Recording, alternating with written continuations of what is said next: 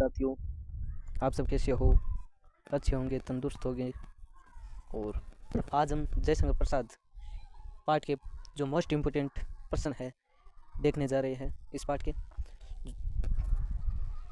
हिंदी साहित्य से कई बार लगभग प्रश्न उठता रहते हैं, तो ये देखिए महत्वपूर्ण प्रश्न लेकर आया हूँ मैं आपके लिए। देवसेना का गीत प्रसाद के किस नाटक से लिया गया है?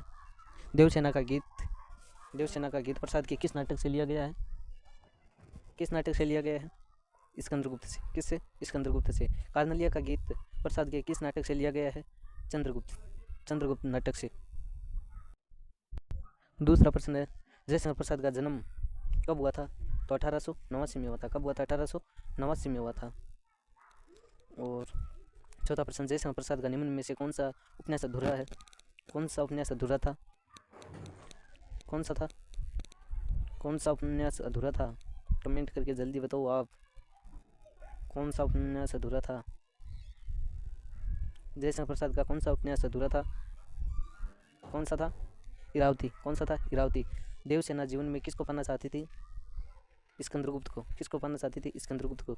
और कार्नलिया किसकी बेटी थी? सेल्यूकस की बेटी थी। किसकी बेटी थी? सेल्यूकस की। कवि जयशंकर प्रसाद का जन्म स्थल कौन सा है? जन्म कहाँ हुआ था जयशंकर प्रसाद का? कांसी में। कब हुआ था? 1889 के अंदर। कब हुआ था? 1889 के अंदर।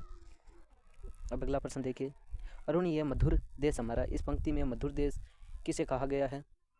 किसको कहा गया है? भारत को कहा गया है। किसको कहा गया है? भारत को। देवसेना का गीत कविता में विहाग शब्द का क्या अर्थ है? अर्धरात्रि में गाए जाने वाले गीत। अर्धयात्री में गाए जाने वाले गीत को क्या कहा गया है? विहाग। क्या कहा गया है? विहाग। अब ये इम्पोर्टेंट प्रश्न है जो आप किताब में से ढूंढ लेना और उसे अच्छी तरीके से याद करना, मैं ये आपको नहीं बताऊंगा। लौटा लो यह है अपनी ताथी, मेरी करुणा हाँ हाँ खाती। इस पंक्ति के माध्यम से देवसेना के किन मनोभावों की अभिव्यक्ति हुई है? यह आपको मिलाना है अपनी संजीव से। अरुण यह मधुर देश हमारा, इस पंक्ति का निहितार्थ स्पष्ट कीजिए। इसमें कार्नलिया क्या कहती है ये ज़रूर देखना, आप कमेंट में बताना। और यह है जयशंकर प्रसाद का साहित्य परिचय। आपको जयशंकर प्रसाद का जीवन परिचय वह याद करना है। और चौथा प्रश्न में है, आ है देव मिली विदाई, इस पंक्ति में या देवसेना को अंतिम में क्या विदाई मिली थी वह बतानी है। और जीवन के अंतिम क्षणों में स्कंदगुप्त देवसेना को पाना चाहता है परंतु देवसेना मना कर देती है, कारण स्पष्ट करो। क्यों मना कर देती है वह बताना है। देवसेना के जीवन रूपी रथ पर कौन सा सवार है स्पष्ट कीजिए, कौन सा है वह सब आपको यहाँ बताना है। सिंधु सागर के किनारे बैठी कार्नलिया किन प्राकृतिक सुखों की अनुभूति करती है? और यह आपको देखना है, यह बहुत इंपॉर्टेंट प्रश्न है क्योंकि पेपर में आ सकते हैं। कार्नलिया का गीत कविता में भारत की किन किन विशेषताओं का वर्णन किया गया है? अपने शब्दों में लिखिए। फिर देवसेना का गीत कविता की मूल संवेदना लिखिए।